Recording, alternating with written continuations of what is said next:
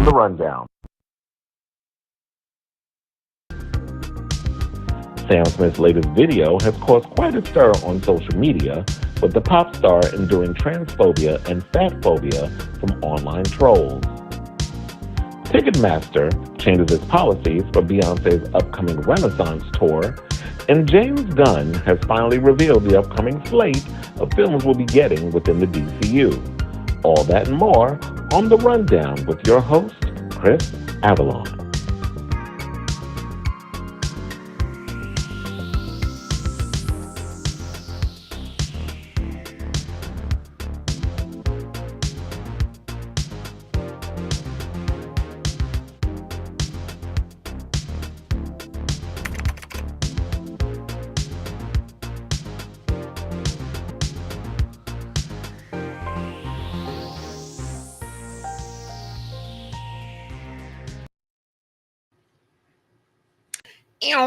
Well, greetings, ladies, gays, and theys. It's your boy, Chris Avalon, and welcome to The Rundown, the sassiest and messiest talk show currently on the internets.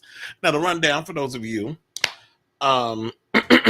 excuse me, for those of you who are tuning in for the first time, welcome. For those of you who have been around with me and on this lovely ride since the beginning, welcome, welcome, welcome. And for those of you who, like I said before, is here for the first time, just going to give you a little rundown of what The Rundown is. Now, The Rundown is basically a show where I break down the juiciest headlines in entertainment. So grab yourselves a drink, a snack, a blunt, or whatever makes you feel nice and cozy. And let's get into this here gig.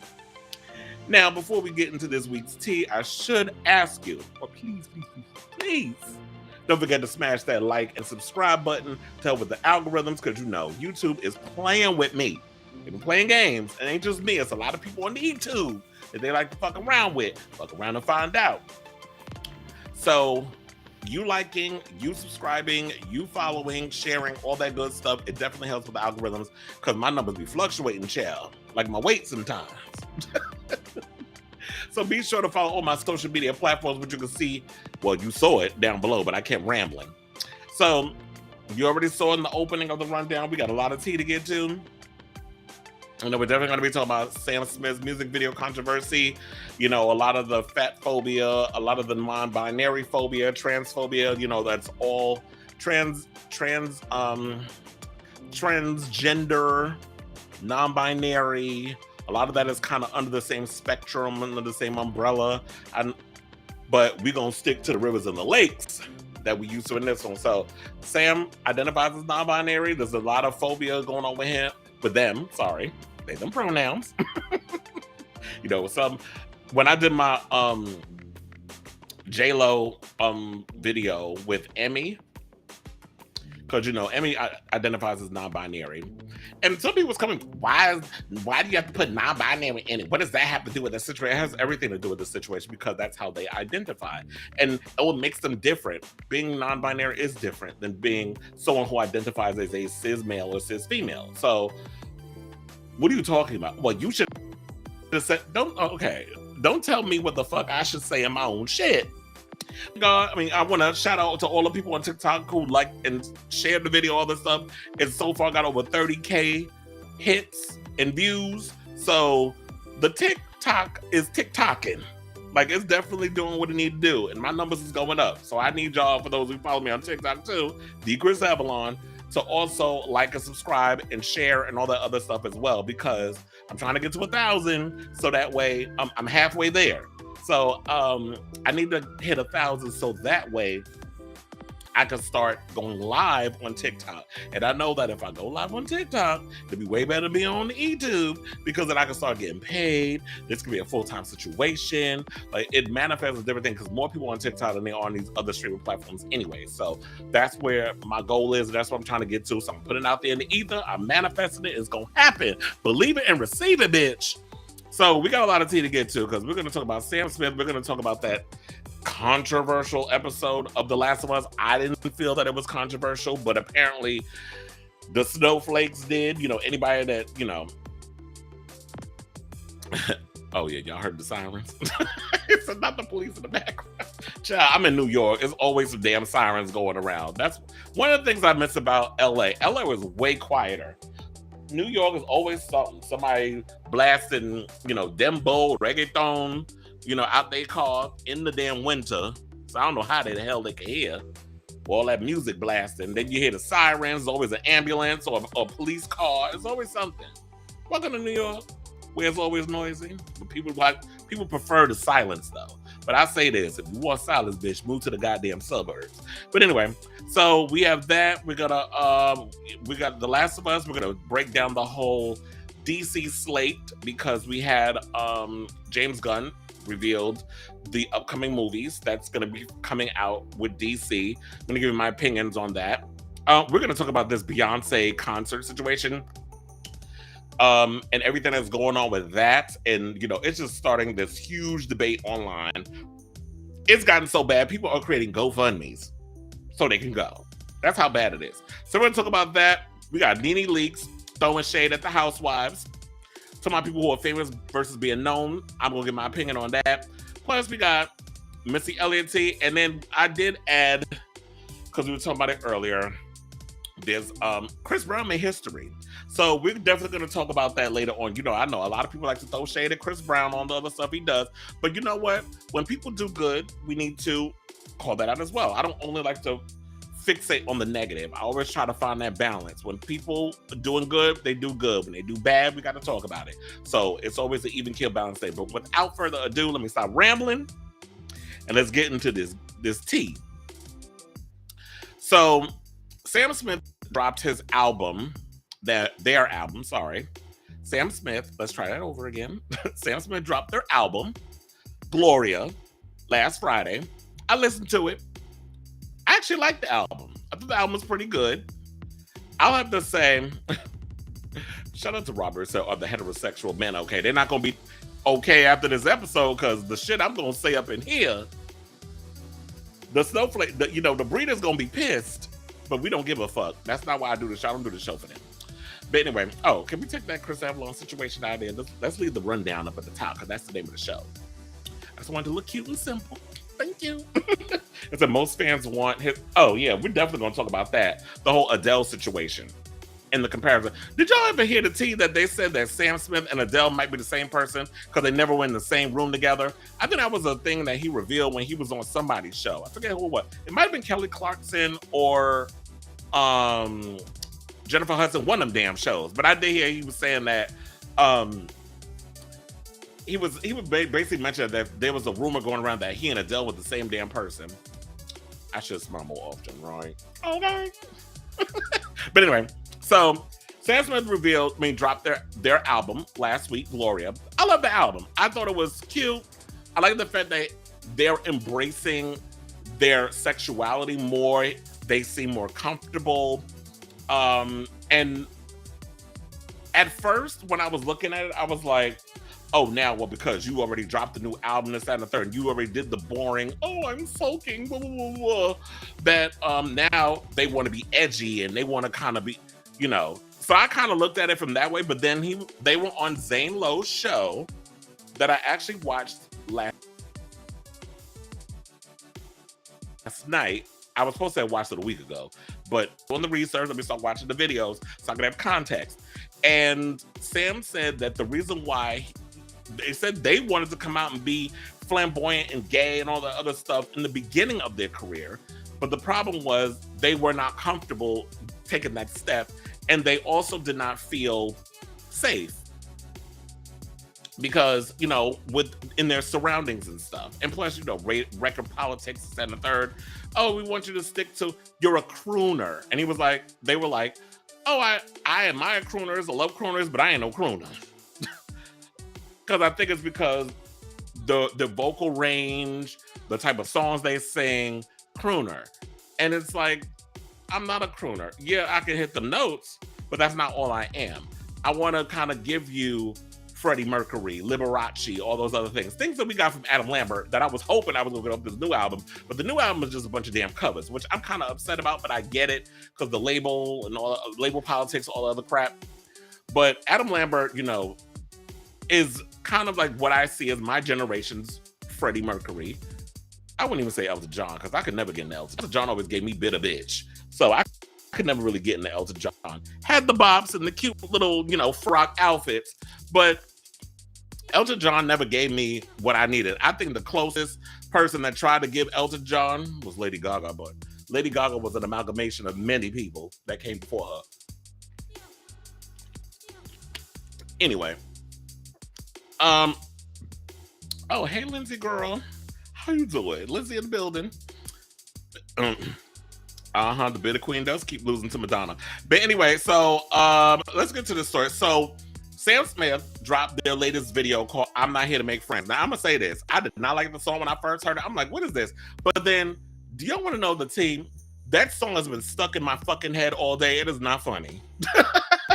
It's like, it's always the songs that irritate me the most. It gets stuck in my head. It's that damn chorus. Like, before I even started the show, I was like, I need a lover. I need a lover. I'm not here to make friends. Like, that song was literally in my damn head. And I'm like, the song wasn't giving. However, I did love the video. And it took me a long time. Lindsay said she can't get into it either. I can't get into the song, but I did watch the video, and I did not watch the video when it first came out because I started hearing all the bullshit that everybody was saying, the smoke, the fatphobia comments and all other stuff. But so I finally watched the video yesterday. It's like when I also was saying that I watched the Zane Lowe interview. I watched the Zane Lowe interview, and then I watched the music video. But I watched the music video first because I was like, let me just get it out the way. Let me see what the controversy is. I saw the stills and stuff online. One thing I will say, I'm glad that Sam feels comfortable living their best life, dressing sexy. However, that little corset getup where the titties was out and the corset looked like it was ill-fitted and Miss Mama had that meaty tuck, that outfit was not giving. I liked all the other outfits. Now, I love when they were swinging from the chandelier like you was a cross between Sia and Miley Cyrus. Now, I did like that outfit. I liked a couple of other outfits. I did not like the outfit when you had the crown and the corset and it looked like what is that thing called? Isn't it called a geesh? Like the little thong thing that the queens will wear when they can't like pull the dick back. When they trying to tuck, they wear the little underwear. That's what that outfit was giving. It wasn't cute. Oh, you said that's the same with you don't like Unholy? I love oh yeah, that outfit is a mess. I did not like this outfit at all. But the other outfits was giving. I thought the other outfits was cute. I like the big little pink coat that he was wearing when he sat in the chair, which was the same coat that they wore on SNL, where when they pulled the coat open and Kim Petras was underneath the coat. I did like that coat dress. That cute. That whole outfit was cute. And my thing is this: you can wear whatever you want. You can live your best life. However, the outfit wasn't giving, and we should be okay with saying that. However, there were some comments that people was making, that I thought was just disgusting. So this is what some people said. Some people were saying, well, some commentators did not like the sexual nature of the video, so they had a problem with the sexual nature. People were talking about Sam should be ashamed of themselves. Why are you think of the kids? First of all, fuck your kids, in the words of Lil Nas X. Ain't nobody thinking about your goddamn kids. I need you adults to raise y'all fucking kids, number one, and stop looking to celebrities to raise your children. That's not what we're here for. And no shade, no Sade, I should say. Shout out to Deshaun Wesley. Did y'all know that he has a podcast? I did not know that until today because I saw he did a interview with Honey Balenciaga. So now Deshaun Wesley has a podcast, sidebar, called No Sade. But anyway, yeah, there were people calling it pornography. They were normalizing porn. How are we normalizing? Number one, first of all, it was not pornography. Y'all did not see a dick in Sam's mouth or in his behind. Their behind. Look, I'm just going to keep fucking up with the pronouns. I'm not laughing at that, but girl, I'm learning. Because I realized when I did my Emmy video about Jennifer Lopez and that whole situation, I had said her numerous times before I started using the they and the them. So it's some getting used to. But the video, in my opinion, I will agree with the fans. I do feel like it's empowering because Sam is feeling comfortable in their own skin. What I believe is that they have kind of been timid within their sexuality. They weren't comfortable. There's this whole thing of when that. Okay, so there are gay people in our community, and that's the worst part. That it seemed to be a lot of the hatred comes from our own community. So where Todrick should have used when he tried to use that phrase on that horrible ass show over on MTV that he's in, the call is coming from inside the house. That pertains to this. We have people in our community that love to gatekeep what they define as beauty. And skinny or people who hit the gym twice a day, 4-5 times out of the week, don't get to dictate the standards of beauty. And so I love the fact that Sam is trying to define those norms and say, like, you know what? Beauty comes in all different shapes and sizes. And I know y'all don't see it in media because media doesn't like to showcase it. But if you've ever been old enough to go to a bar or a club, the gays, we have bear bars. Hello, Rock Bar in New York is one of them. You can go to the Eagle and see all kinds of body parts up in there. So, I don't understand like why people sit up here and try to say that the standard beauty should be, someone has the perfect body. Lindsay says, stop using that excuse to get the green light to throw shade. That is true, because people like to hide behind their own damn kids if they don't like something. Same thing about what I'm going to talk about, The Last of Us. So, someone said, I was going to ask what has Sam Smith done to deserve this type of hate directed at them. But it's quite literally that they're queer and fat, isn't it? That is what it comes down to. Another fan added, if Sam Smith were thin, cis, and straight, they wouldn't be ridiculed for how they present and dress. If Harry Styles wore the same fits on a magazine cover, y'all would be screaming, yes, queen. First of all, does he even identify as one of us anyway? So, yeah. Anyway, support fat queer people. And a third wrote, I saw clips of the new Sam Smith video that people were pissing themselves over, and it's literally just because they're fat. Because if Sam was skinny and did that exact same performance, people would be screaming about how much they're slang or whatever. It's fatphobia. And look, in the words of RuPaul, if you can't love yourself, how in the hell you gonna love somebody else, bitch? So the question is love yourself. And you know what? There was another person, and I feel like this reminds me so much because I feel like it goes into it. Another artist who is not necessarily a skinny queen or white, Cakes the Killer, recently went on his Instagram, and I don't have the exact quote of what he said, so I'm going to have to paraphrase. But he was talking about how there are people who are trying to gatekeep what is considered beautiful or whatever. And then I had another friend that was sitting up here talking about, people are looking the other way because Sam Smith is white and he's doing black music, blah, blah, blah. Another, them Hotep faggots. I can't with them. I can't with you Hotep queens. So, where y'all want to always sound like y'all real woke, and a lot of y'all asses need to go to sleep.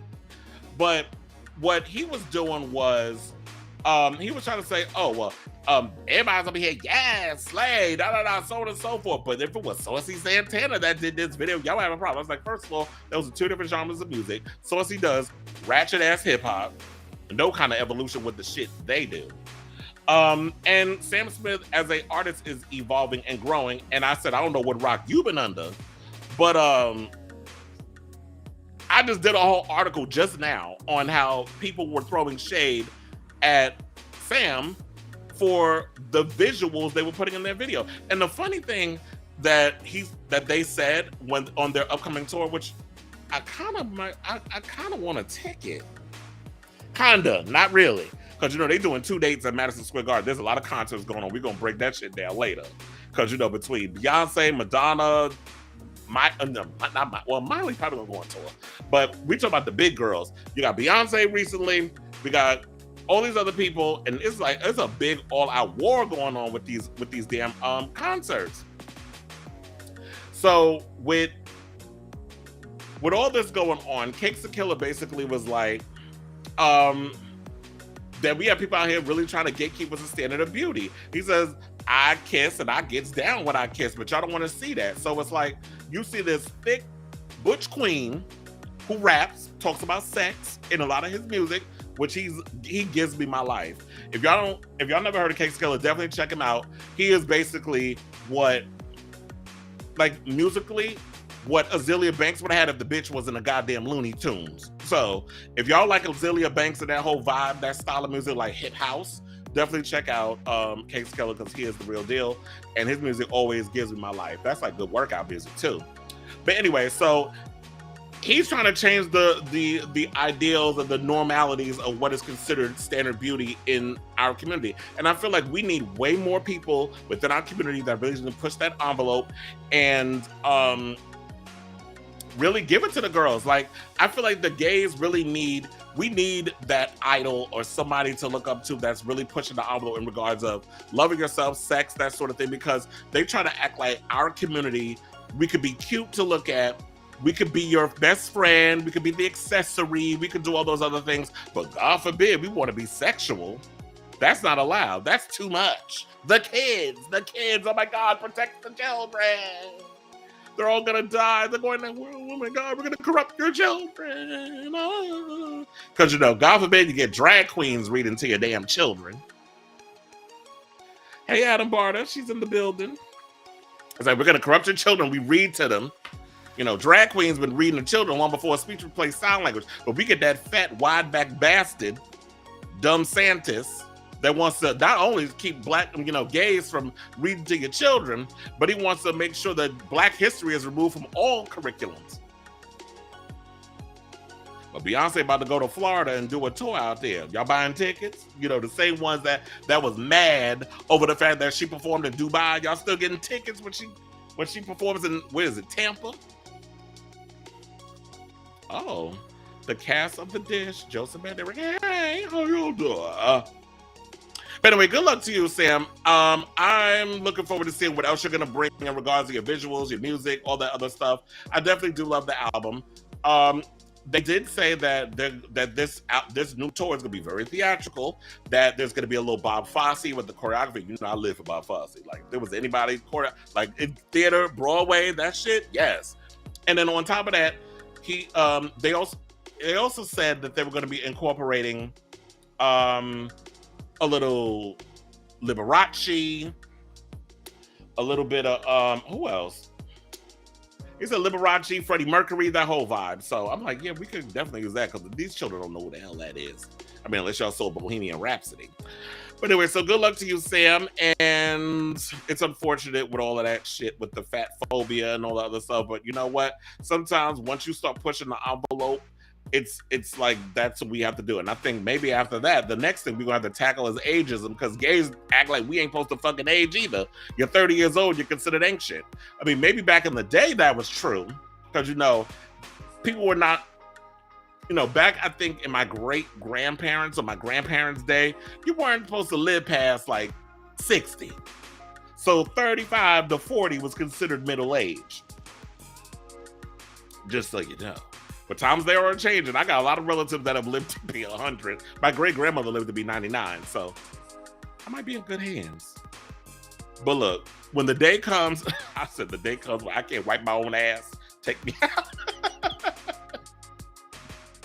But anyway, so let's get into this whole The Last of Us, because, you know, we went in from talking about Sam Smith and the BS they had to endure with expressing themselves creatively,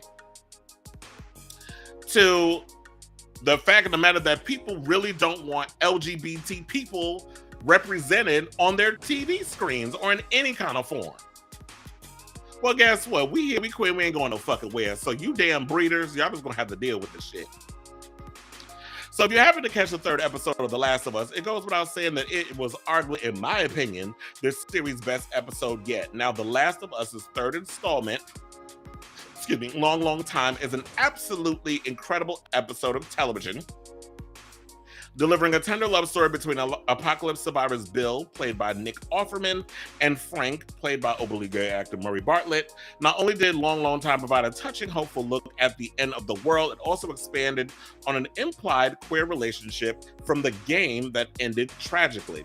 Now, for those of y'all who didn't know, like, I love the fact that in the show, they unalived themselves in a different way compared to the game. The game was way more tragic.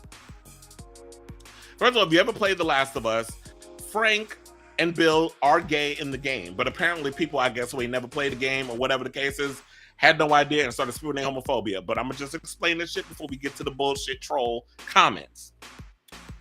So Bill basically was someone who interacted with Joel and Ellie in the game. The funny thing is, in the show, Bill never meets Ellie, because by the time Joel and Ellie get to Bill and Frank's place, Bill and Frank are already dead. And they pulled the Romeo and Juliet because Frank was dying.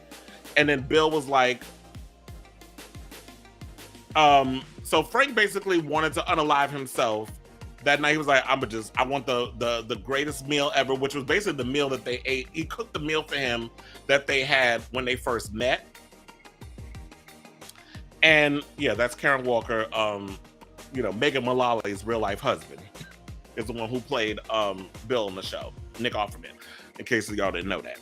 But so basically it was like, I'm not gonna go into the whole spiel of how they met and all this other stuff, because it's like, watch the episode. The episode was like damn near the length of a damn movie.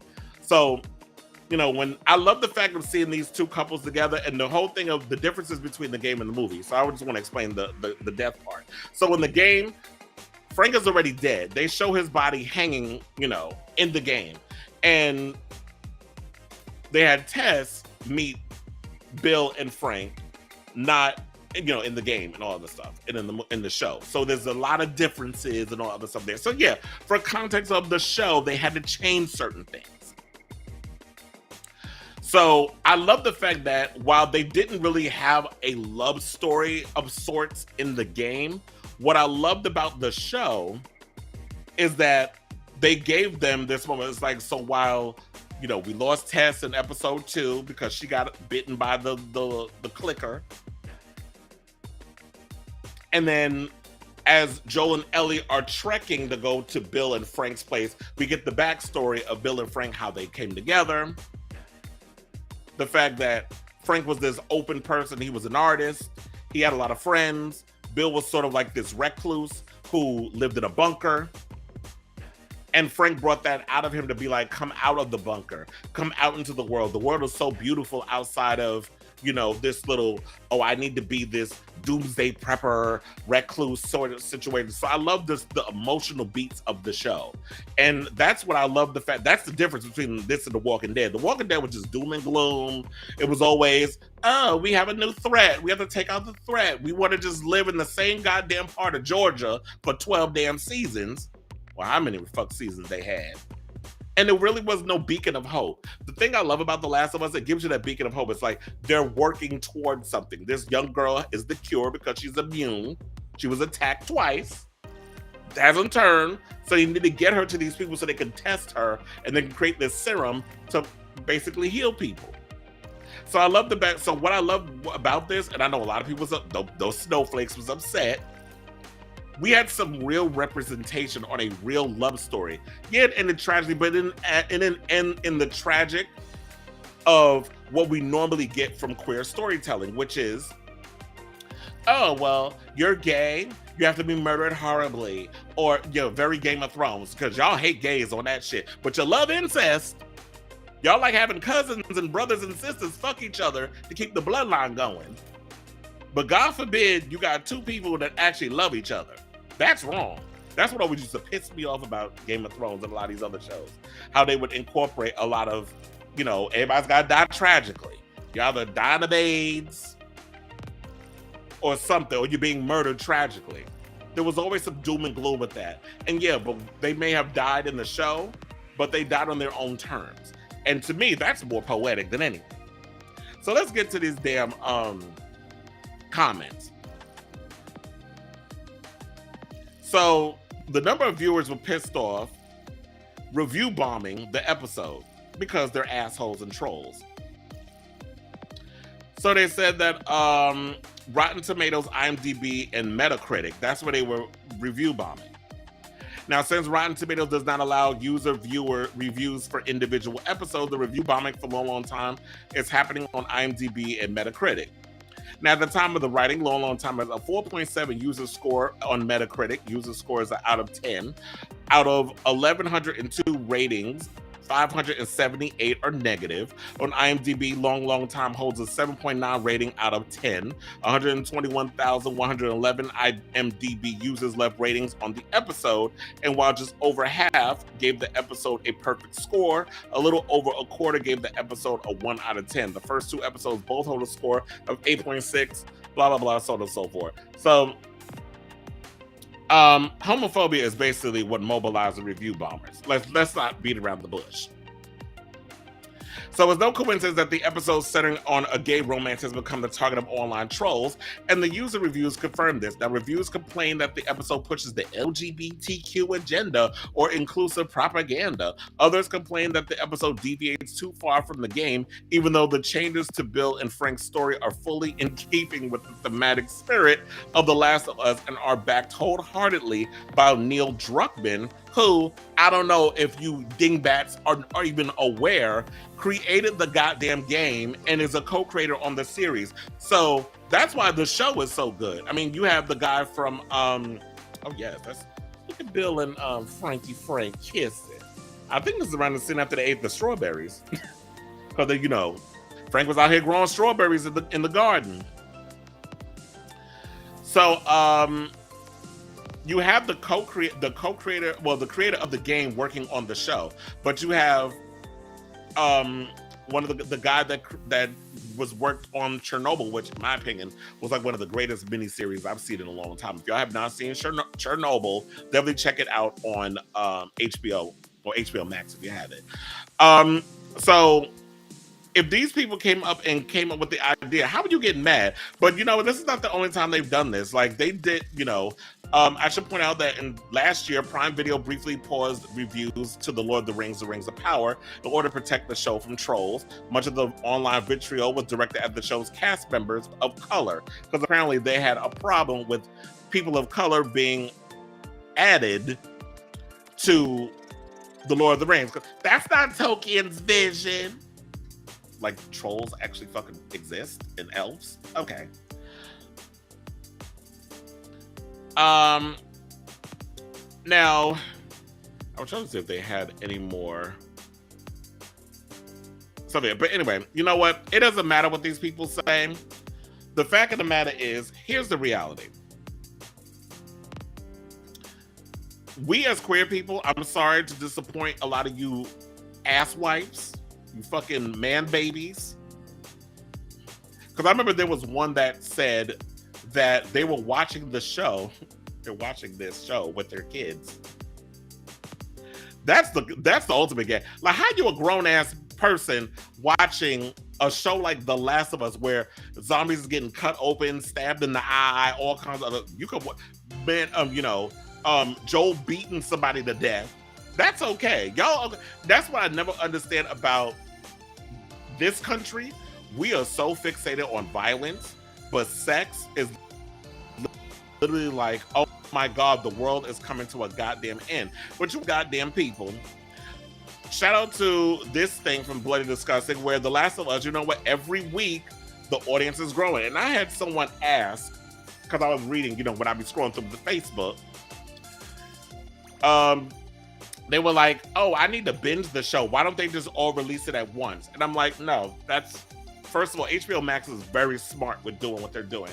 Statistics show that if you release a show week to week, that more people will watch the show than someone who, okay, I throw all 12 episodes of a show at one time. Now, don't get me wrong, I am a binger. I love binging shows, but I honestly, depending on what it is, I prefer the week to week because it makes me so excited. Oh my God, I can't wait for the new episode. I can't wait for the new episode. And I feel like with The Last of Us, the anticipation building up every week, like I can't wait for tomorrow. But I don't know what I'm going to do because tomorrow is the Grammys. So I'm probably gonna be watching that, and then after I'm like, oh my god, I gotta stay up and watch the last one because you know the Grammys will never go off on time. That shit gonna be like 4 hours, and then after that I'm gonna have to watch, you know, the last of which is probably gonna be like, I don't know, depending. Some of the episodes are an hour, some of the episodes kind of go over hour 13, hour and a half. It depends. There's only 9 episodes this season, but depending each episode is not just one length. It ain't RuPaul's Drag Race with 42 episodes with commercials. So to wrap this story up, I will say this. The trolls can say whatever the hell they want to say. We already saw, because production just put up that little visual. The ratings are going up week to week. People are still sticking it out. If you are mad over seeing gays in the apocalypse or seeing gays on your TV screen, I'm sorry, but you're just going to have to deal with it. That's a part of life. And for me, as someone, you know, who's a part of the Rainbow Coalition, proudly, it was great to see my community represented in a positive way, where we're showing like 2 men in love with each other, catering and loving and showing all of that stuff. And it was good to see that it was a loving gay couple, no tragic. Well, I mean, it was tragic because it's a zombie apocalypse. Like, so with all that aside, just seeing this loving relationship between 2 men, unapologetically, they are who they are. It was something that we had never seen before. And in this point in time, when we talking about inclusion and negativity within the gay community, you know, we was throwing shade. The gays was throwing shade at Real Gays of WeHo, or whatever the name of that damn show is. I can never remember the fucking name. The Real Friends of WeHo and all the stuff, like the shade with that. It's good to see like we're getting positive representation featuring gay couples or gay characters on other programs. So let's support those things. And so, like I said, to wrap this up, because I keep going off on these little things, there's no propaganda. There's no agenda. I'm sick of y'all saying that. Whenever y'all say that there's a agenda, woke, all these other things, those words y'all love to weaponize, what it basically is saying that you don't want us to have any kind of representation. You want us to not be seen on your screens. You want to act like gays don't exist because you believe that homosexuality is wrong. And that's perfectly fine. You can believe what you want to believe. But I'll be damned if I'm going to let these trolls gatekeep and tell people what can and what is and is not acceptable within certain communities, or what you want to see and what you don't want to see on your TV screen. If you don't want to look at gays, turn off the show. If you want to not be a part of something, then you want to know something, go be a recluse somewhere, go live under your little rock, limit what you want to watch on TV, because the fact that you don't want to even bear witness to other stories being told, that's a loss on you. But when we see gay people, we see black people, because y'all review bombed the first Black Panther too, before it even came out, because y'all don't want black superheroes, y'all don't want black representation. So it's all of that. It's not just the gay community being affected by it, it's black people, it's women. Let's not forget Ellie Marie Tran from Star Wars, where y'all basically trolled that girl, and somebody was so happy y'all got her off the internet because y'all don't like the fact that there was an Asian chick in a fucking Star Wars movie. So this has always been a thing with a lot of these trolls, a lot of these bigots who live in their mama's basement and they never seen a vagina in their goddamn life and probably never will. Probably look like fucking One-Eye Willie from Goonies. Or I should say Sloth, because One-Eye Willie was the Bones, was the pirate. So a lot of y'all probably look like Sloth from the goddamn Goonies, mad because y'all don't want to accept the fact that the world is diverse. So at the end of the day, we ain't going no goddamn where. We are here, we are queer, we ain't going nowhere, and we exist, and we have a right to exist in film and in TV. And your little stupid ass trolling, your 1 stars, your review bombs ain't gonna change a goddamn thing. So either shit or get off the pot is what I like to say. So anyway, let's move on. Oh, I heard we got some Grammy tea coming up. But that's coming up later on in the show. Because okay, so let's get into this Disney, well, not Disney, child. DC news. Now, this is a lot. So, James Gunn officially revealed his first slate of DCU films and shows that what we'll be getting within the next 10 years. Now, there's a couple of ones that I'm excited for. Like, when I saw the list and I was like, oh my God, it finally came out, because I didn't even know. And then, because, you know, sometimes when I be at work, the internet be interneting and it be working my root canal nerve. Oh, sidebar, I forgot to mention. So Tom Brady also announced that he's retiring this week again. Well, child, you should have did that from the beginning. No, because you having a shitty season that you want to retire. Anyway. So I'm excited for a couple of them. Like I'm really looking forward to Superman Legacy, Swamp Thing, Supergirl, Booster Gold, the Batman and Damian Wayne film, the Wonder Woman prequel series, the solo Amanda Waller movie with Viola Davis, the Green Lantern finally getting, you know, revived after that horrible one with Ryan Reynolds. Let's get into each one though and break this down. Oh, and also I should also mention that they did talk a lot about what you know, Henry Cavill's exit as Superman, and they addressed the Ezra Miller thing, which they basically just gave, you know, the politically correct answer. So Peter Safran about Ezra Miller said, Ezra is completely committed to their recovery. We are fully supportive of that journey they are on right now. When the time is right, when they are ready to have that discussion, we will all figure out what's the best path forward. But right now, they are completely focused on their recovery. And in our conversation with them in the last couple of months, it feels like they are making enormous progress. So, Chad, they made sure that put all of their pronouns up in there. Because, you know, Ezra's another one who identifies as non-binary. What that basically means is they want to focus on the show, the upcoming Flash movie, which I'm hearing is really good, and I'm looking forward to seeing it, drama notwithstanding.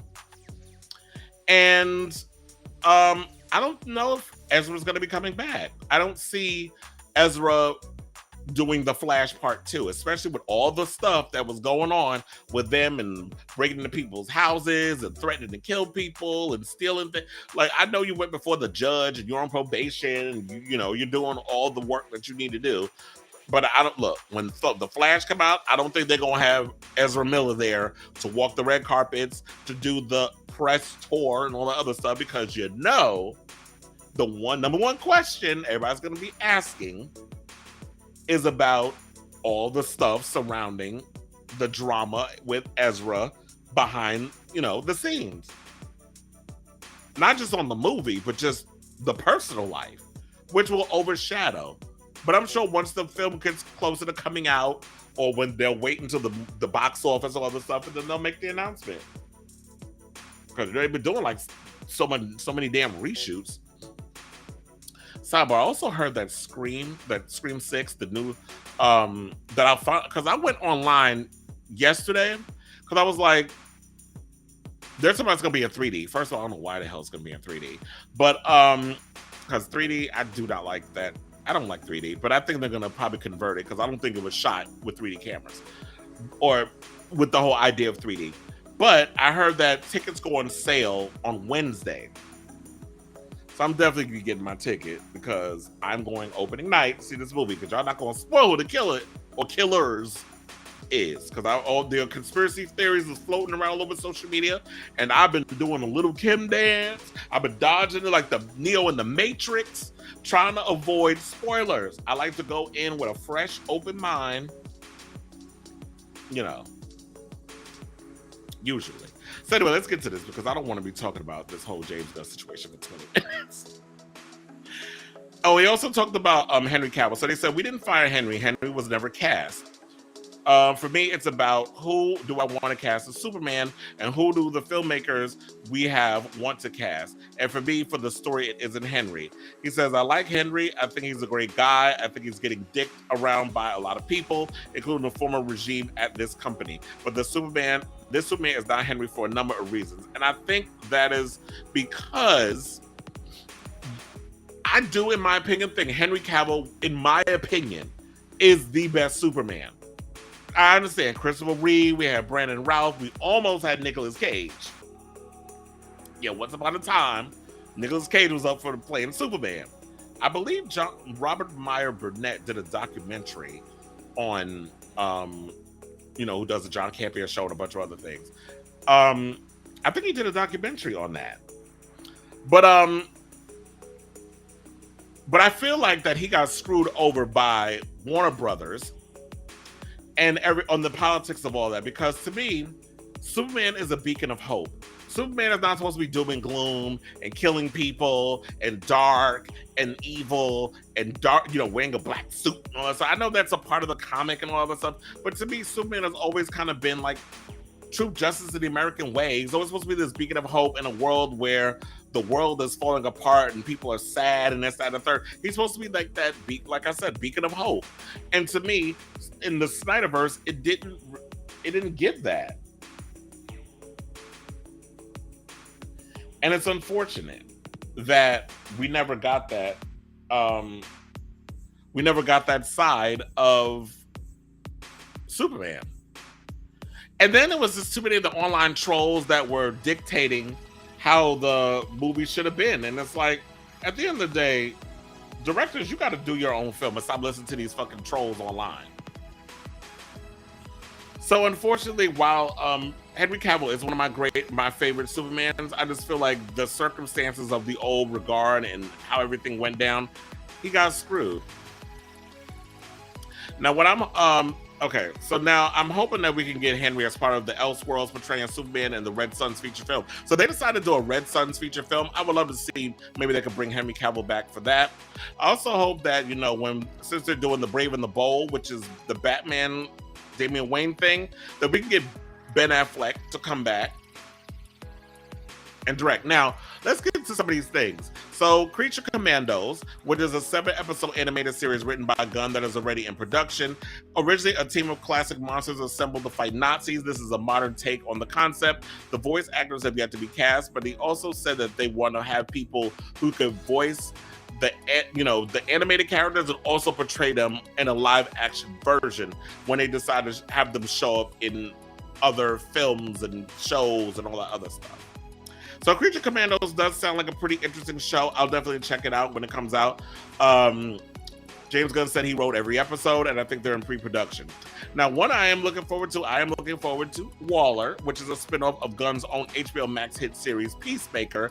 Viola Davis will return as the ruthless and morally ambiguous head of the government task force. It is being written by Crystal Henry, who wrote Watchmen, and Jeremy Carver, the creator of the Doom Patrol TV series. Now, I don't know if y'all heard, but Doom Patrol was canceled, along with, oh my God, what's the other show? Titans. They just canceled that too. They canceled both at the same damn time. So, I'm looking forward to Waller. I did love Peacemaker. I like the whole tone and the vibe. I don't know when we'll get Peacemaker, but I'm guessing because of with Waller, they'll incorporate a lot of that cast within that, and then maybe we'll get Peacemaker after that. But I love Viola Davis. I particularly loved her in The Woman King. So if y'all can have her do more kick-ass type stuff, I'm definitely looking forward to seeing her, what she's going to do in this show.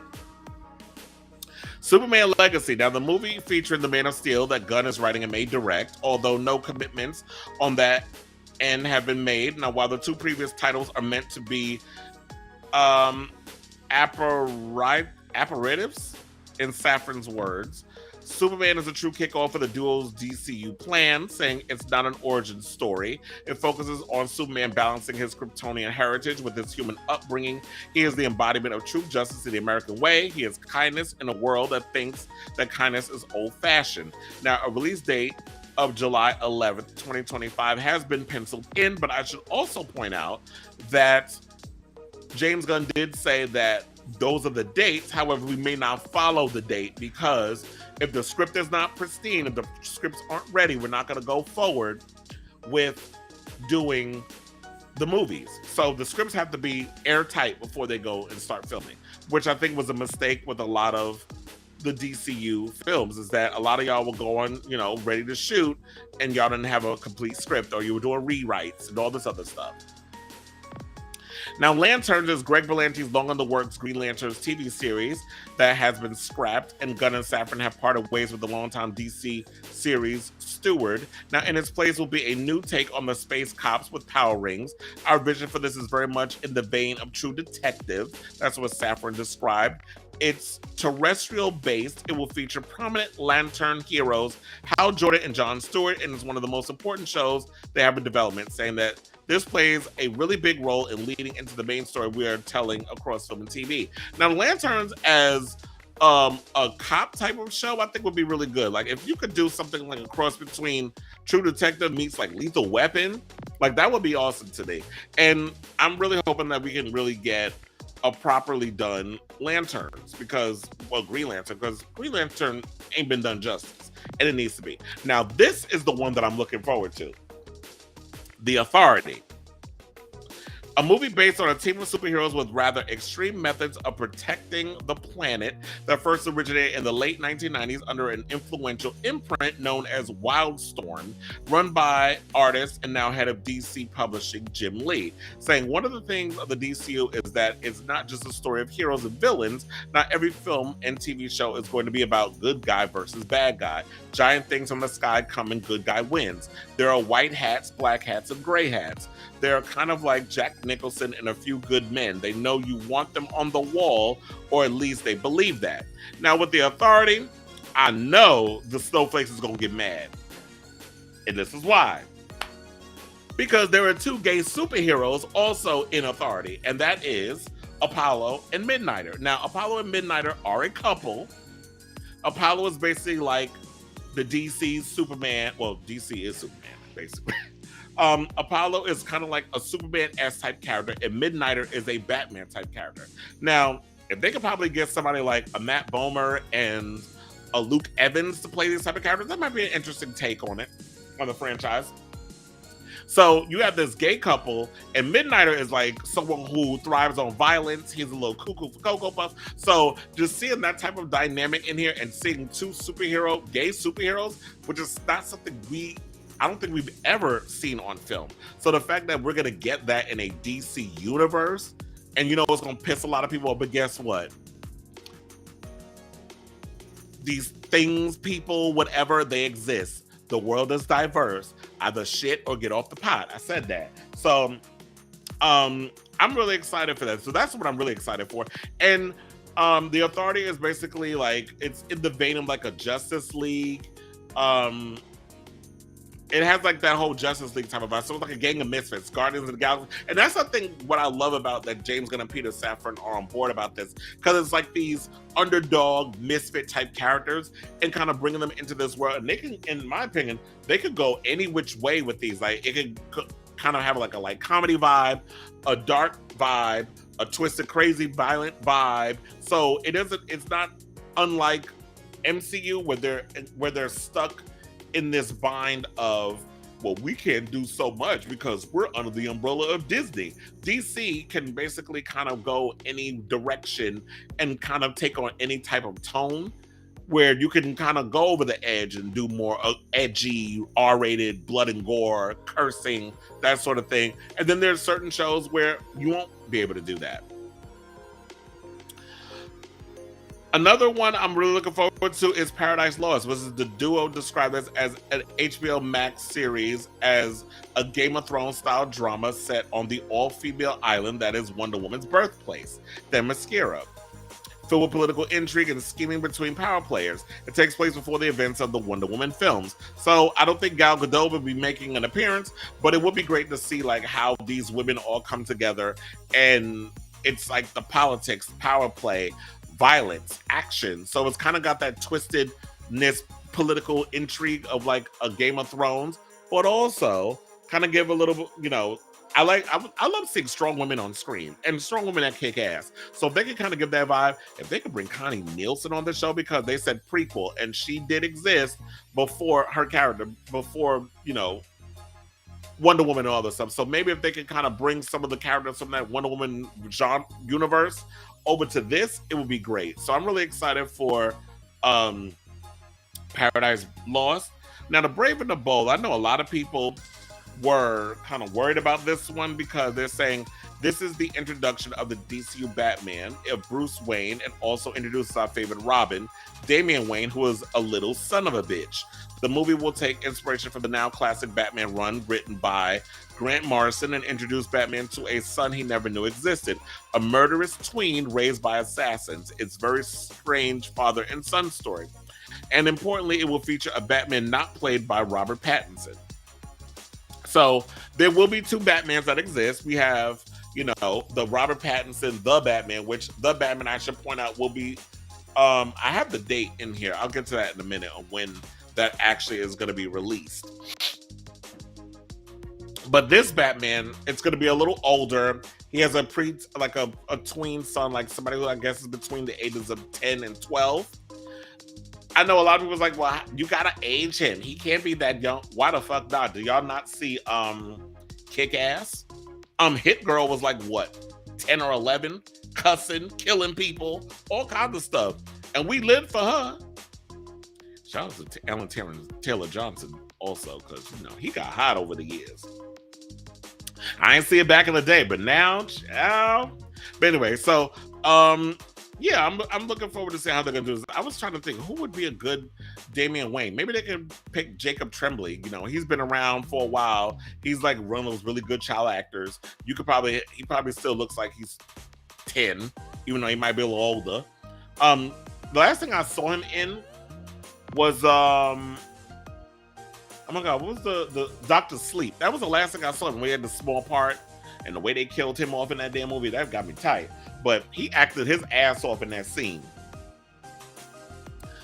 So we could get maybe him, and then who else was I was thinking either to play Batman. I was thinking Scott Adkins, who's in John Wick 4 coming out next month, or Jensen Ackles, who y'all know is on from Supernatural.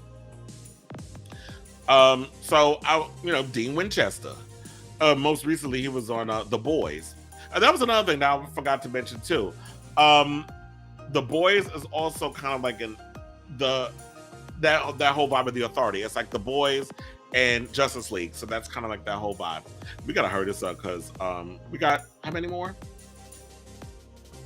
Another one I'm looking forward to. Oh yes, so the Batman sequel that's going to be coming out in 2025, October 3rd, 2025, and the title of it is The Batman Part 2. I love how they keep it simple. Booster Gold's another one I'm really looking forward to. It's an HBO Max series based on a unique, lesser-known hero created in 1986, where Safran says it's about a loser from the future who uses basic future technology to come back to today and pretend to be a superhero, and saying that it's imposter syndrome as a superhero. So that should be an interesting thing. Another one I'm really looking forward to, Supergirl Woman of Tomorrow, where it said that they're taking cues from the recent Tom King written miniseries. This movie promises a different take of when most think of when Superman's cousin comes to mind. We'll see the difference between Superman, who was sent to Earth and raised by loving parents at the time he was an infant, versus Supergirl, who was raised on a rock, a chip off of Krypton, who watched everyone around her die and be killed in terrible ways for the first 14 years of her life and then come to Earth. She is much more hardcore and not the Supergirl we're used to. So while we were talking about how they'll probably go a lot lighter with Superman, they could go more darker with Supergirl. So it's could be that flipped contrast where it's Superman's the beacon of hope. She is sort of like this lost, edgy, rebellious superhero. And the only person that could probably reel her back in is her own cousin. Now, I know I said I was really looking forward to a lot of, but this one I'm really looking forward to. Swamp Thing. Now, I was so upset when Swamp Thing, the series, which James Wan was behind, I think it was on the DC app or something on it. I don't remember, because apps, they come and they go so damn quick, it's hard to remember. But I remember they had the Swamp Thing series on there. This was the early stage before everything folded into what is now HBO Max. They went and canceled Swamp Thing after the first episode. That shit got me tired. I'm like, well, damn. But since the show been canceled, I don't need to invest my time or energy in watching it. So I stopped watching after the first episode. But I saw the potential was there. But now we're getting a movie. And It says that it's a horror film that promises to close out the first part of the first chapter. To come up with an overall direction of the slate, Gunn assembled a group of writers consisting of friends and storytellers that he admired. Among them were Martian scribe Drew Goddard, The Flash writer Christina Hodson, Moonlight head writer Jeremy Slater, Watchmen writer Christian Henry, and a bunch of other people. So, I don't think I put the whole thing of what Swamp Thing was about. But basically, they said that Swamp Thing is going to be like this real, it's going to go full on horror. It's going to be dark. It's going to be crazy. I'm really excited for Swamp Thing. And to me, like, yeah, if you're going to do Swamp Thing, you got to go full on scary, horror, blood, gore. Like, this man, the creature controls the swamps and everything around it. I was like, James Gunn should probably get James Wan to come and direct the movie. But then I saw that, oh my God, who's the director? And I don't know, I should have wrote the damn name down. The director of this, oh my God, the one that's directing the upcoming movie, in the Indiana Jones movie. He directed Logan and a bunch of other movies. He said that he wants to direct. Yeah, they need to leave the whole team thing alone. And I'm gonna get to that in a second, and then we're gonna wrap this up. He said that he wants to direct this movie. He posted on social media that he wants to direct Swamp Thing. He directed Ford v Ferrari, a bunch of other stuff. Y'all can find out the name because it escapes me. I don't want to jump on my phone right now because we're live, and I have my my monitor all set up and stuff. So, but I do agree that DC finally left teen soaps because that was a thing that kind of annoyed me. I didn't like the whole, I love the fact that we had superhero shows and all this other stuff on TV and movies and this, that, and the other. But I despise the fact that everything was kind of going into teen soap territory, and it's sort of like, oh, they got to be all sexy and wear these cheap looking ass costumes or the lovey-doveyness, and it's like, I don't want that. I want a real good story that we could tell, and if the relationship, the love, and all other stuff serves it, then let's watch it. But that whole teen beat vibe shit that they were doing over on the CW and even over on HBO Max, it was irritating me. Like, I was really trying to get into Titans. I really was. I couldn't get past season 1. And I heard season 4 was really good. And Titans, they got a lot of nudity. They be showing a lot of butt cheeks and things on there, but I'm like, that's not enough to get me to watch a show, though. Like, you can see ass all over Twitter. But anyway, so I'm really looking forward to this slate. I know a lot of people are like, well, they don't, whatever. People have been posting their gripes and they're upset. But from what I heard, since this was announced, comic book sales have gone up. Like, people are starting to buy like a lot of the comics and the books and the graphic novels and this, that, and the third, because they're curious and they want to know, they want to do the research and find out like what these shows are about that they're developing, and so that people want to be knowledgeable on it, because a lot of these characters are not like these big mainstream characters. Everybody knows Batman and Superman and Wonder Woman and all these other things, but nobody's heard of, we know Swamp Thing, but not everybody's familiar with a lot of the characters up in here.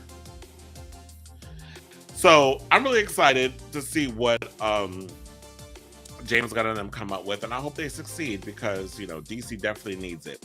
And I should also point out that we do have some other films coming out this year. Shazam! Fury of the Gods on March 17th, The Flash on June 16th, Blue Beetle on August 18th, and Man and the Lost Kingdom coming out on Christmas Day, December 25th. So those are all the films that we will be getting this year before we start to get the newer slate, which is called, I believe, Gods and Monsters.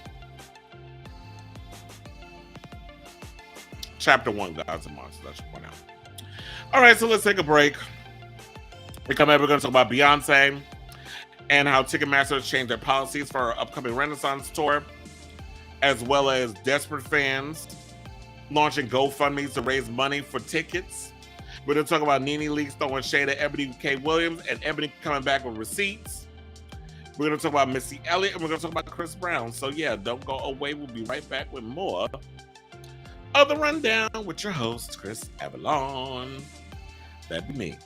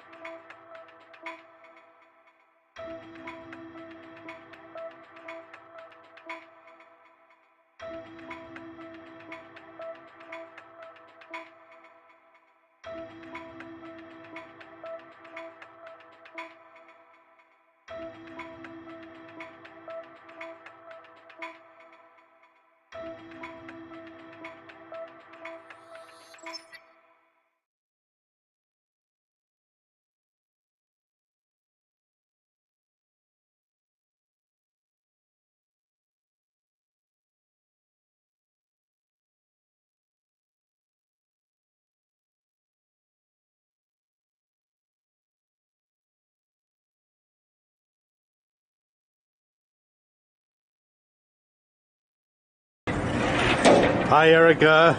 Hi. How are you today? Great. Did you hear about Tom Girardi getting charged with wire fraud? I did. He's facing years in prison, 20 years I heard. What's your reaction to that? You know, I have something to say. Yeah, please. Not right now.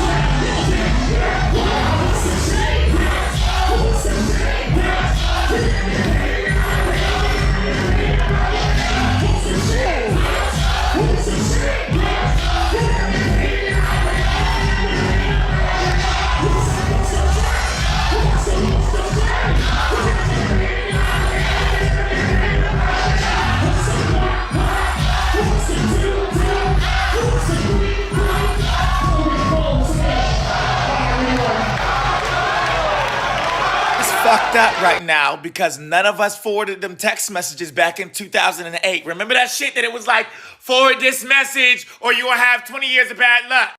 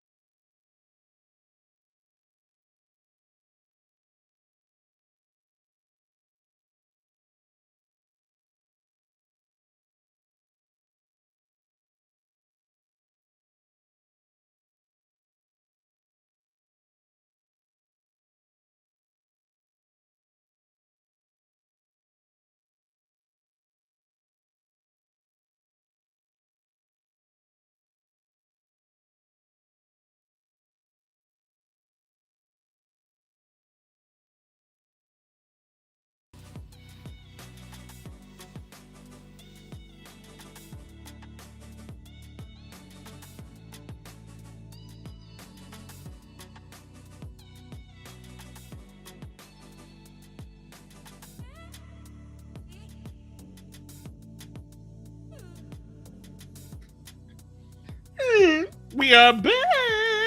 Welcome back to the show. And shout out to the little trailers that we saw. So Erica want to say what she gonna say. She gonna save it for the new season of The Real Housewives of Beverly Hills, since they start shooting in 2 weeks.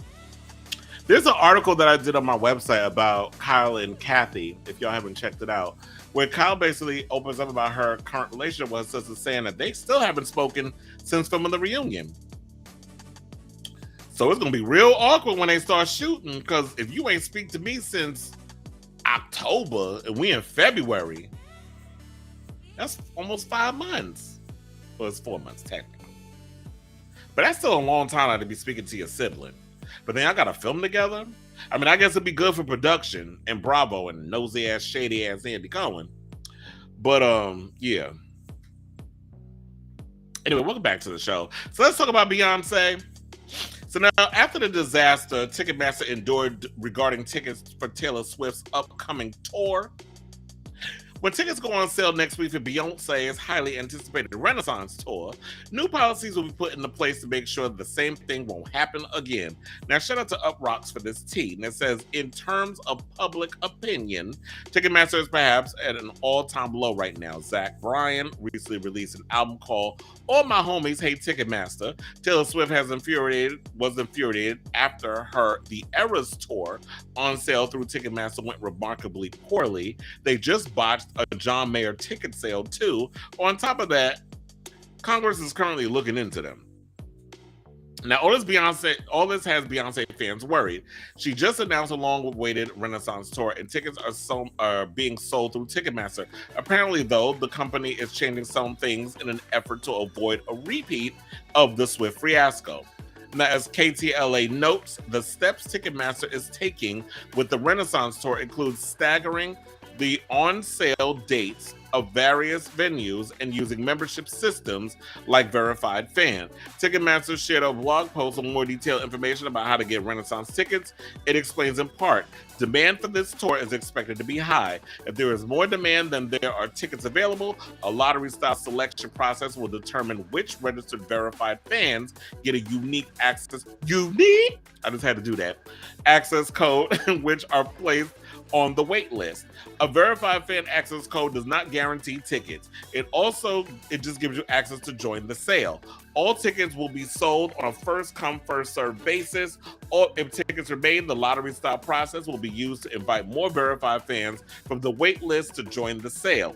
Now, in other Beyoncé news, I should point out, due to high demand, the performer has added more dates to her Renaissance tour. The singer announced on Wednesday that she will bring her Grammy-nominated album, Renaissance, to cities across Europe and North America between May and September, opening in Stockholm and ending in New Orleans. Now, second shows have been added to Toronto on July 9th, Chicago on July 23rd, East Rutherford on July 30th, Washington, D.C. on August 6th, Atlanta on August 12th, Los Angeles on September 3rd, that's the day before her birthday and a day after mine, and Houston on September 24th. The first round of ticket sales will open up to members of Beyonce's official fan club on Monday through Ticketmaster. Now, I should also point out,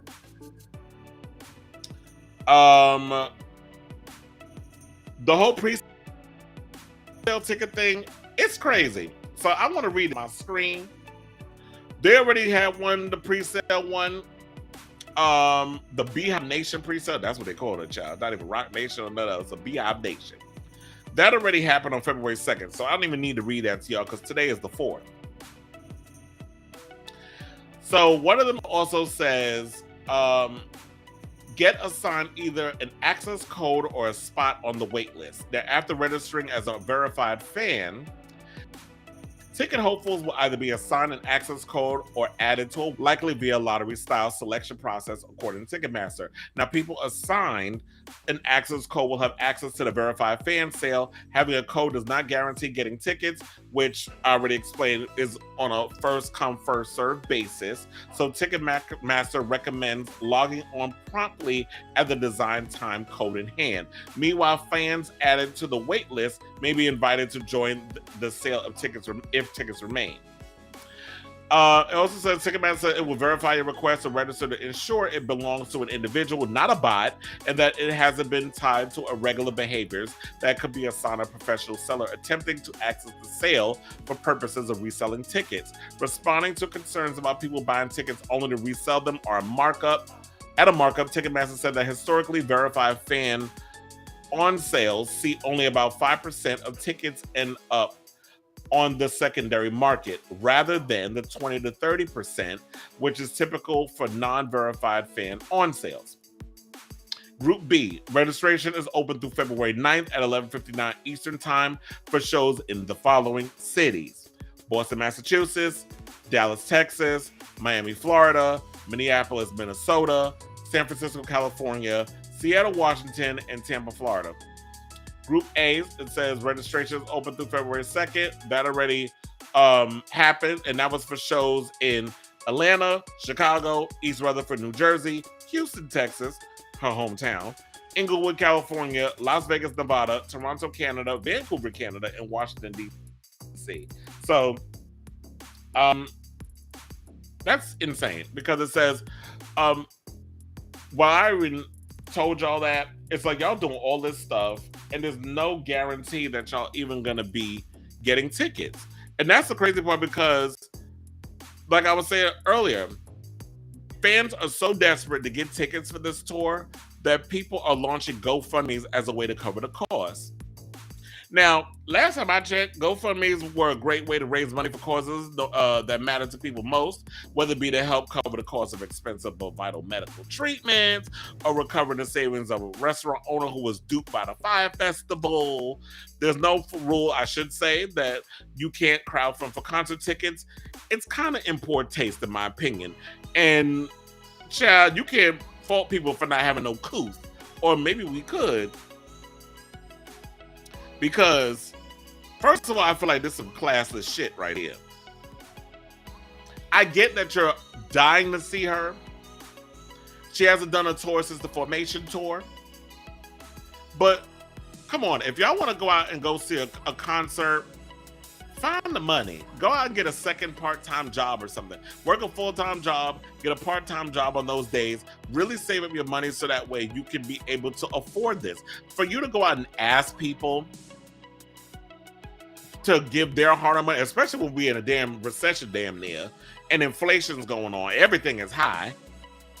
Rent, food, all kinds of shit is high these days. But y'all want to ask regular strangers for their hard-earned cash? You can go dip it and do it at a Beyonce concert? Not one to miss out on events, one person has set up a GoFundMe with a modest goal of $300. And to be fair, they've managed to raise $225 of the $300 so far. So yeah, there are people out here foolish enough to donate that coin. In the description, the organizer wrote, "Hello, I'm Jamal." Yeah, queen. And yes, it is that serious. This is the only life experience I care about living before I die. So what does that mean? That you're going to see Beyonce then unalive yourself?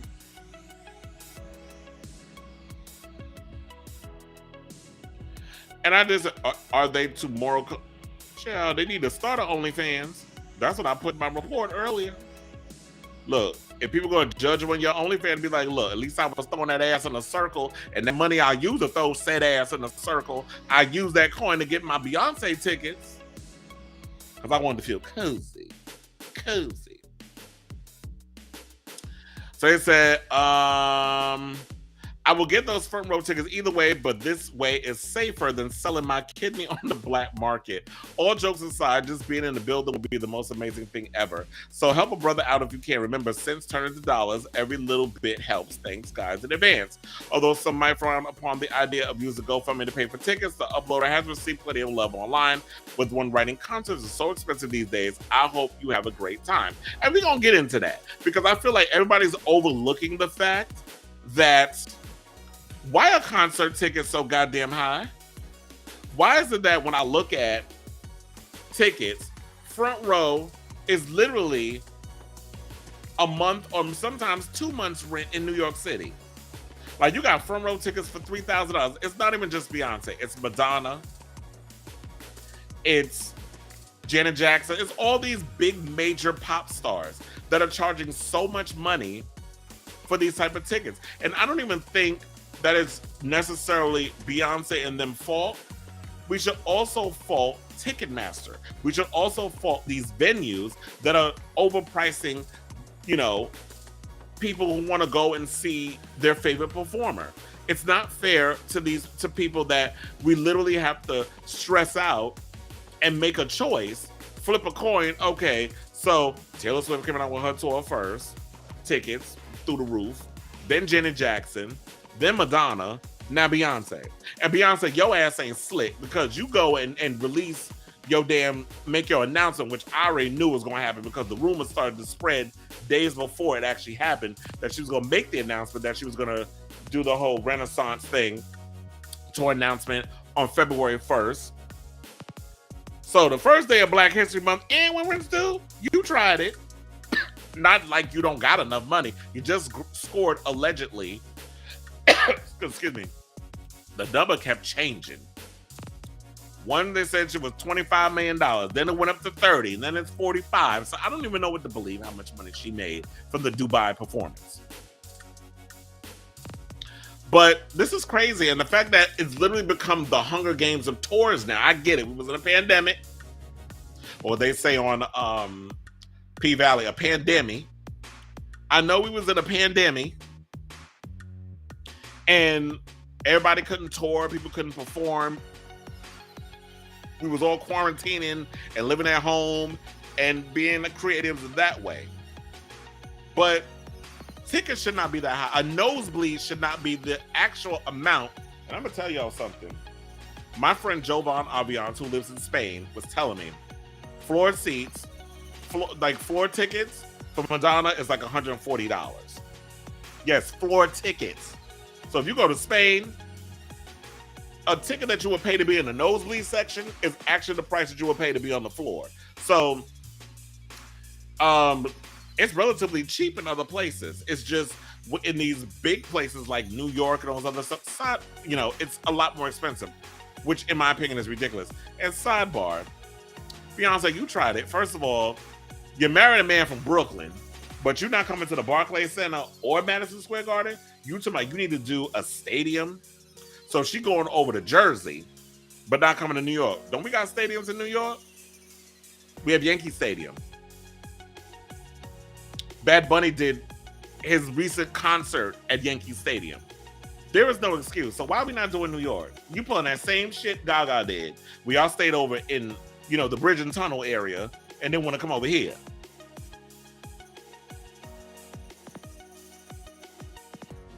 They want us to buy everything. Beyonce got more money than, she can count. But I don't know. The industry has changed so much, and these artists are trying to find ways to get their coin. It's like, look, Drake just came under fire because he recently said some shit about, what was it? Let me look that up, because I took the screenshot, because Keely Williams dragged his ass on social media. Promises, I'm getting a little tired of your broken promises. That Keely Williams from 3LW. She went off on Drake for saying Spotify should give artists bonus. She said F off, apologized to Meg, saying that it's something like 1,000 streams equal one album sale. Go to bed, Aubrey, and apologize to Meg. Better yet, delete that whole album. She dragged his ass because I'm like, girl, if you don't sit your ass down somewhere. And we already know that when Drake says that artists who reach Spotify streaming milestones should get bonuses like athletes, that basically is saying that you already know that you're guaranteed to get them streams because you're a major star. It'll affect everybody else who's the little man. But the majors will get they'll recoup and they'll be able to make that money. Like he ain't got enough money. Sit your ass down somewhere, little boy. Anyway, back to the Beyonce situation. So here's the thing. We need to look at all these other things to wrap this up. Like, I don't like the fact of the politics of it all, the overlords, the people that run these stadiums, the ones that's coming up with the ticket prices. You literally have people going broke out here so they can go see their favorite artists.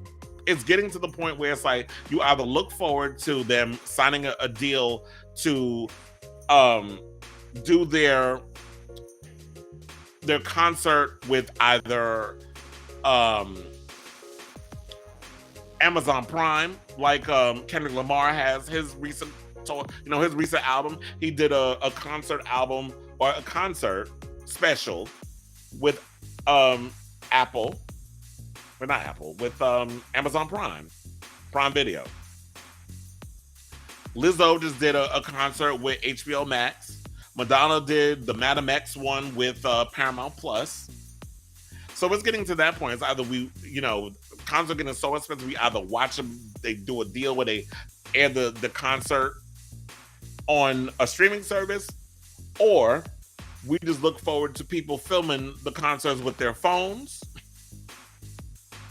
and putting it up on the YouTube, because that's how I watched Rosalia's latest tour, the Motor Mommy tour. I definitely wanted to go to that, but I didn't even know she was touring, because I don't be looking into, who's touring like I used to. I got to start, because a lot of people go to a tour I want to see. And support smaller artists, too, because their concerts are a lot cheaper, but you'll get the same kind of, you'll get a good show. Also, so it's either we do that, and then I watched the Chromatica Ball on YouTube also. So yeah, I think that's what's gonna happen at this point. It's like, it would be great to see Beyonce in concert. I kind of did want to see the Renaissance tour, but it's gotten to a point where I gotta damn near flip a coin on who I'm gonna support, who I'm gonna see. And no Sade, but girl, you lost out. I'm going to see Madonna. I have to go to this celebration tour. This is a 4-decade situation where she's performing her greatest hits. So I have to go support this tour. And I'll see the Renaissance tour when it ends up on the E2. So, but also, Y'all gotta get up off y'all ass and go get a job or do something or sell your ass on the internet. Cause for y'all out here asking people for their hard-earned money so you can go live your best life at their expense, that's too much. Anyway, let's move on. Let me know when we're gonna be getting to this Grammy news. Oh, speaking of which, Beyonce's supposed to be performing at the Grammys tomorrow. They talk about it's top secret. Her label don't even know what she's doing. Also heard rumors that Madonna's is it a rumor? Madonna's gonna be presenting at the Grammys tomorrow. So she'll be there. Beyonce will be performing. I heard Jay-Z is gonna be performing too. It'll be interesting to see what, because they ain't put out no music in a minute. Does he gotta get on stage and perform with his wife? Because how possession he get with her. But maybe Netflix need to jump into the whole concert special thing. They always give every damn comedian a special. Why not do concerts? So yeah, let's get into this NeNe Leakes story. So while appearing on The Breakfast Club earlier this week, former Real Housewives of Atlanta star NeNe Leakes attempted to throw shade at former Real Housewives of New York castmate Eboni K. Williams. Well, she wasn't the only one, because she threw shade at the Potomac girls too.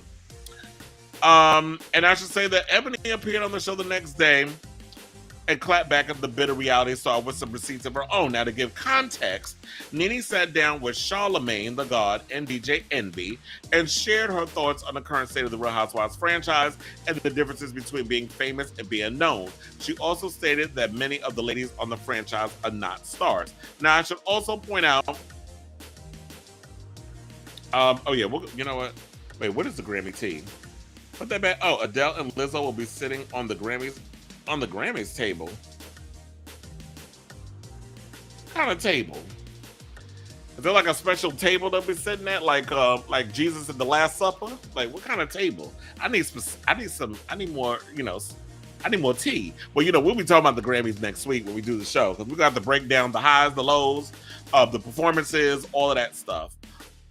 Who won album of the year? Who deserved to win album of the year? If the person who won is not somebody I wanted to win, like, we'll talk about it. And I know a lot of queer performers going to be performing. I hope Omar Apollo, my big daddy, going to be performing. We're also going to have a bunch of other people. So yeah, let's get, we'll talk about the Grammys and stuff when that comes out next week. So let's get into what NeNe Leakes said, and then we'll come back, and then I'll roll to what Eboni said. So let's play NeNe at the Breakfast Club because she was there for 2 days. You know, she filling in that, you know, Angela Yee is not part of the show no more. So they have people coming in doing the guest co-host situation. And so NeNe was one of the girls. So let's talk about that. Hi, Erica. Hi. How are you today? Great. Did you hear about Tom Girardi getting charged with wire fraud? I did. Oh, that don't look like NeNe. NeNe ain't a white girl. Let's try that again. Okay, well, I will give Candy, yeah. But everyone else, I don't see it. Did you watch New York? New York Housewives? Who was even on that show? I think they got rid of the whole entire cast and they have a new cast. Eboni K. Williams was on the show. She was on it. I don't know her either. She'll be here this Now, week. is she famous or is she not? Did I lie? Did I fucking lie? What I said, and I'm not changing on it, okay? I said what I said. It ain't Well, I've changing. got unique perspective. Gentlemen, as you both know, I was the first black woman on Real Housewives of New York. NeNe said she didn't know who you were. Yeah, that's so interesting to me, though, because I'm looking at my Instagram DMs, and there you go, Envy. You can see. That is a receipt. That's a receipt. So NeNe tried to play the I don't know her card, you know, very Mariah Carey. And it turns out that, yeah, Eboni and NeNe do know each other. NeNe slipped in Ebony's DMs and she said, you know, because we didn't play the entire clip, that Eboni said that she was, what exactly she said? She said, I was named in NeNe's legal complaint. I'm actually a named person as an example of the racial discrimination that she alleged Bravo of participating in. She cites by example what I went through with Ramona on camera. So the court documents say you do know me, NeNe. So yeah, NeNe tried, you know, in the words of Ebro and them, congratulations, you played yourself. You tried to go on this show and you were being shady and you were being bitter and yeah, it's cute and we got all cackle and, you know, all that other good stuff. But NeNe, there's no denying the impact that you have had on the Bravo franchise and what you have contributed to the reality TV world. However, when you did that, you just came across as so damn bitter. You just came across like you was bitter. And to me, it's just like, the bitterness was unnecessary and uncalled for. You should have just been up there and keep it real, like, oh yeah, I know Eboni. We've talked a few times and this, that, and the third. But I will say this. I do agree with NeNe on the fact that she did say, is she famous or is she known? Meaning when, you know, when she was throwing shade at some of the girls from what is that damn show? Potomac. So let's talk about being famous versus being known. There's a thing with Bravo where there are people who are on the show that are famous outside of the Housewives. Kandi Burruss immediately comes to mind in regards of someone who is basically famous. That was kind of like the beginning of the clip where she said, I will give Kandi that yes, she is famous because she was in Escape. She wrote songs for, you know, TLC. She wrote songs for Pink. She wrote songs for Destiny's Child. So Kandi is well known. She's worldwide, as she had to remind Miss Marlo Hampton, not Marlo Thomas, Marlo Hampton. Marlo Thomas, you know, that's that girl. She had to remind Miss Marlo because Marlo tried it last season. She's like, oh no, bitch, I'm worldwide. And it's funny how she got to keep reminding y'all. NeNe became famous off the Housewives. That makes her a Bravo celebrity. Yeah, she managed to take it further and had other opportunities out of it. She had a little comedy tour. Nobody told her to do that. Bitch ain't funny. No shade, but at least she went out there and tried something different. You know, she was on, you know, she made appearances here, there, and everywhere. And, you know, she always brings the ratings when she appears in other places. You know, she did the Ryan Murphy shows that lasted about a moment. But anybody still talk about those. She did Broadway. So yeah, being on Bravo gave you those opportunities. I should also point out that Eboni is known. She is an attorney. She has a new show where she's playing a judge. So Eboni has been out here, and she was known long before she jumped on the Housewives. So I get where she was coming from, and I get the point that she was coming. And yeah, Karen and them, all them girls over on Potomac, they're Bravo celebrities. They're not famous. They're famous in that context of being a Bravo celebrity. That's why they have their own little name, Bravo celebrity, which is celebrities from Bravo.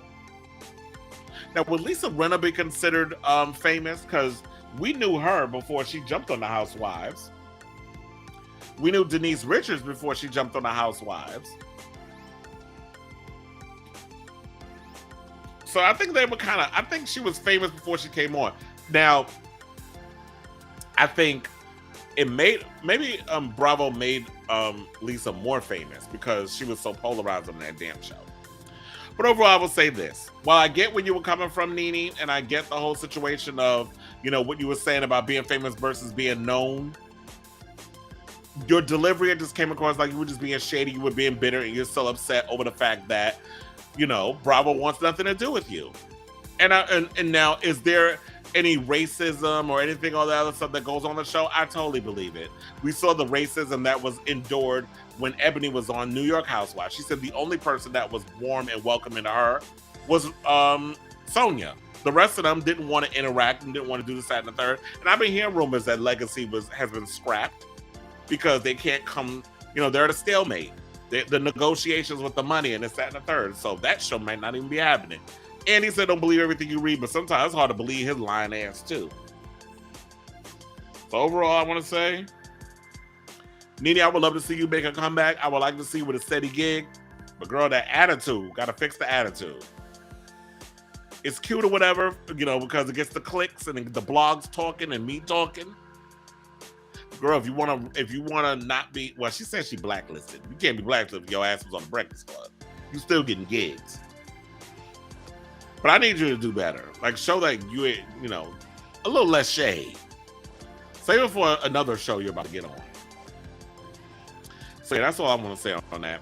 Now, congratulations to my girl, Missy Elliott, who has made history by becoming the first female hip-hop artist to be nominated in the Rock and Roll Hall of Fame. Now, yesterday, February 1st, that is, was an exceptionally busy pop culture news day, headlined by two major reveals. Beyoncé announced her Renaissance tour, and Tom Brady retired yet again. Those two stories kind of overshadowed a big musical moment. The 2023 Rock and Roll Hall of Fame nominees were announced. Now, among the nominees is Missy Elliott, and she's thrilled about earning the nod in her first year of eligibility. The rapper wrote in a celebratory Instagram post, this is what she wrote: "I have cried my eyes out, crying emoji. I am so humbly grateful for this nomination, with also 14 other amazing artists. So grateful to all of you and to my fans who have been through this journey with me. I thank you also for helping me get here." Purple heart emoji. "You rock." She added in a similar tweet, "I've always dreamed big, but to be nominated for this is bigger than I have dreamed."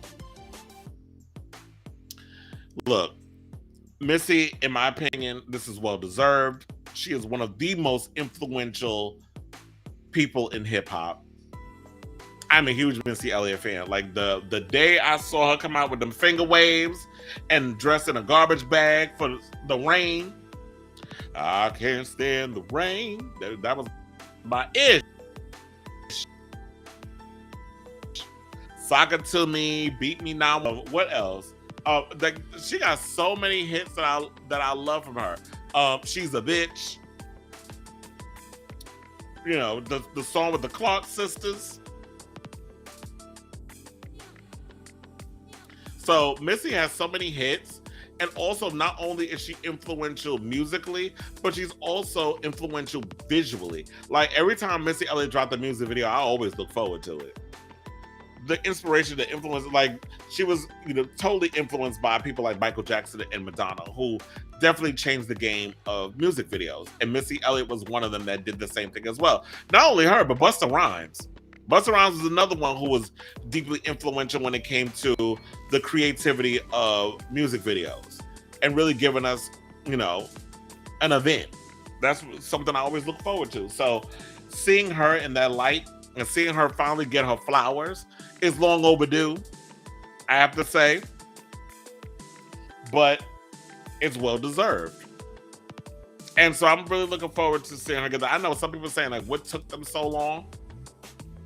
Don't you have to be in the business for 30 years in order to be eligible for you know, Rock and Roll Hall of Fame? So you have to be around for that long. And I think Missy has kind of been around for that long. She's been around since the 90s. So, you know, and she's been very influential. A lot of people, like, she gave us Tweet. She gave us, you know, she basically, you know, the amount of work that she put into Aaliyah and their collaboration together, where it was her, Aaliyah, and Timbaland, and that, you know, the production, the visuals, the music, all that other stuff, just that whole creativity situation. And how influential Missy is. Her pen game. She's written for so many other artists. So, like I said, it's long overdue. I'm excited for her. And it was refreshing to see somebody who didn't want to do what the other girls were doing and what the rap girls are doing now, which is popping your coochie on camera, being half naked. She's like, well, you know, I'm a big girl. I can't be doing all these other things. So I'm going to take more of a creative approach. I got to come at it in a different way. And it worked for her. So shout out to her. Oh, what is that about? Don't forget how Renaissance might lose to the pretentious Hive. Okay, so we got this Chris Brown story that I want to get to.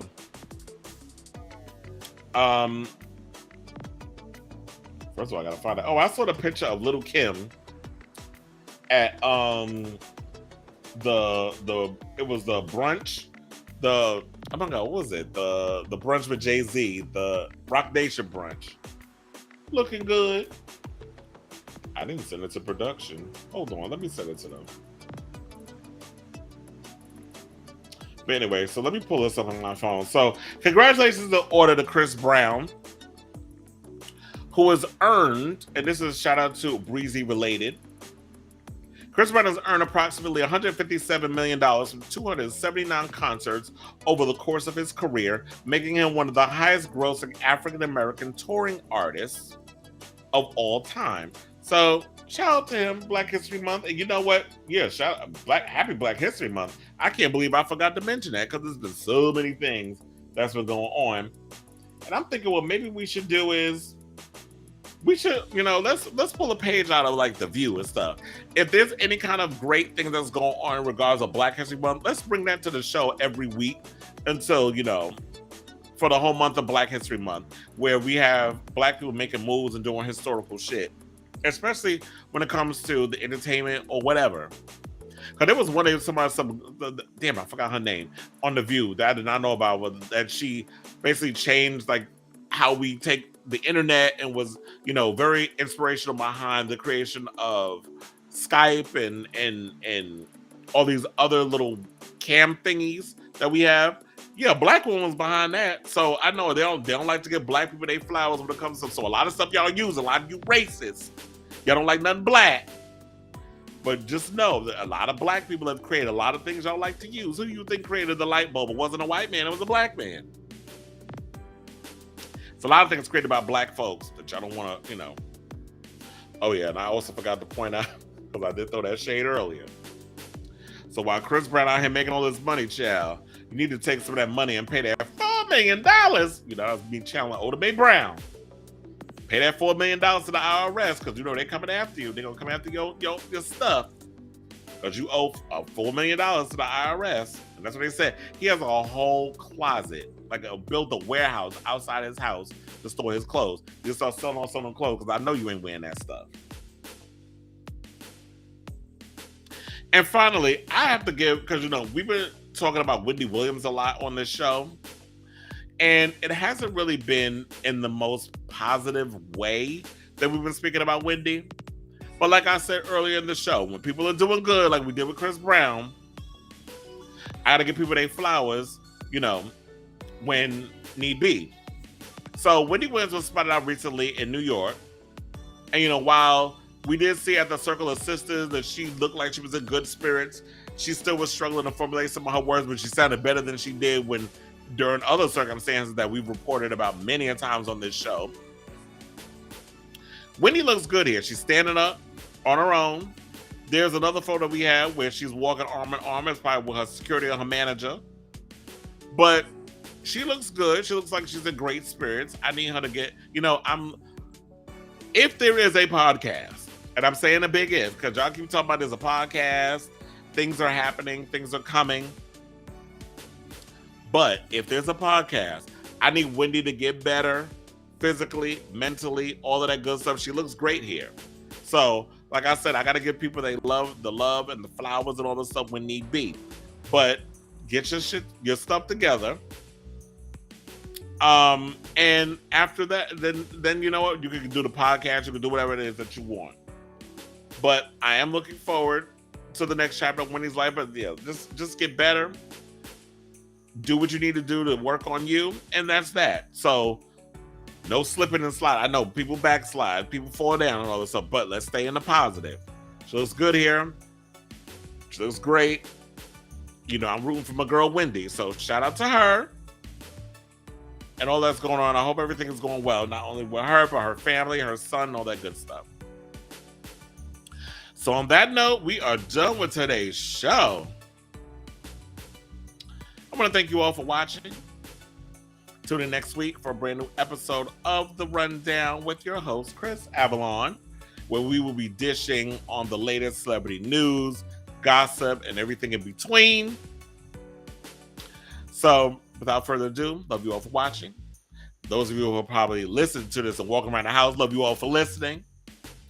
Oh yeah, so there goes the picture of Miss Lil Kim and Jay-Z looking like a poor man's Jean-Michel Basquiat. I can't with that hair though. Like if you're gonna have locks, can you keep it up? But Lil Kim looks good though. So that's all I gotta say on that. But anyway, until next time, ciao, darlings. Love you all for watching. Ooh, yes.